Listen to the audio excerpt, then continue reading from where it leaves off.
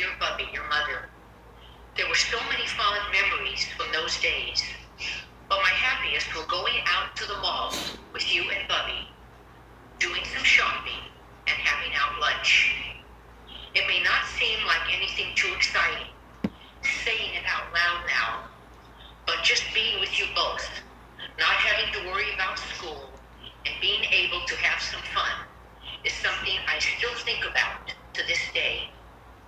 Eventually, as time went on, I became an adult, moved out, went to college, and even got married to my wonderful husband, Ron. It was a struggle, as you know, but eventually we were able to start our own family. Instead of having 2 daughters, like you though, I had 2 sons, Bradley and Robert. Just like how Helene had 2 sons, Scott and Keith. I wonder if that was a coincidence, or maybe we were such a handful growing up, Helene and I, that God decided it was better for you to have only grandsons.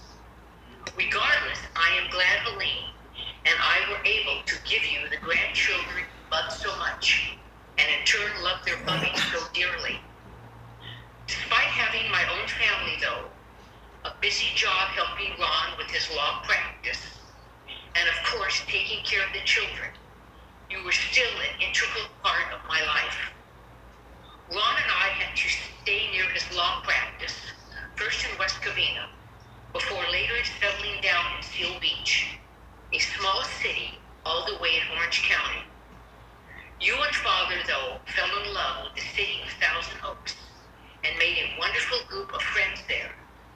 And Thousand Oaks was close to Helene and her family. Despite the distance between you and I, though, I felt like we were closer than we had ever been, including even my time growing up. A day didn't go by that we didn't talk about anything and everything, from how we were feeling, to what we were eating, to what our plans later that day would be. There were no secrets between us.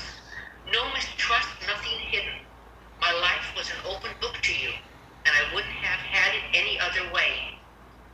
Life could not stay wonderful and carefree forever, though. I know for you, when Father passed over 10 years ago, how difficult it was. Being married to the same man for over 60 years, it's hard to remember what life was like before. Helene and I tried to be there as much as we could, but nothing can make up for the loss of a husband, of a soulmate.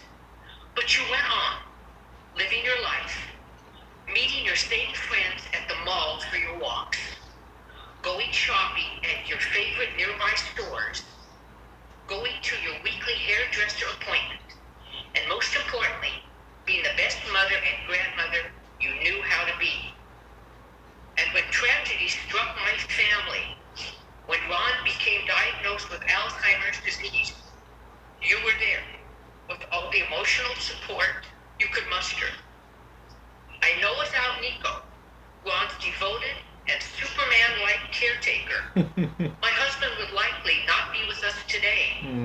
He has saved his life more times than I can count, and provides me with the comfort in knowing someone is always looking after Ron. But you were there too, to support me, as if I was your little girl again, letting me know that you would always be there for me. And it was your love that helped me get through these painful times. As odd as it may sound, I feel like these last few years have been some of the most special in our relationship. Our talks grew more frequent. My desire to visit you, your cozy little apartment, became stronger. The time we spent together felt more meaningful. Every visit, as I would get ready to leave, you would get teary-eyed and say, "What if I never see you again?" And I would respond, "Don't be silly, of course you will." Because in my mind, you were still the strong, determined woman I knew growing up. And even as you neared 100 years of age, I just couldn't imagine you any other way. You were my mother, you were my friend, you were my teacher, you were my confidant. You were so much to me, more than you will ever know.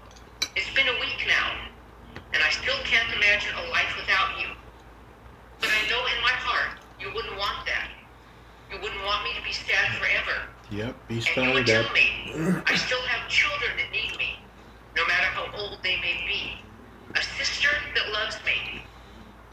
And a husband who needs my support.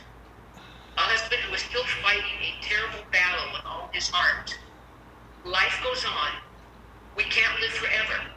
And someday when it's my time, all I can hope for is that I touch the lives of my children, even half as much as you've touched my life. I love you. I will always love you. And I will never ever forget you.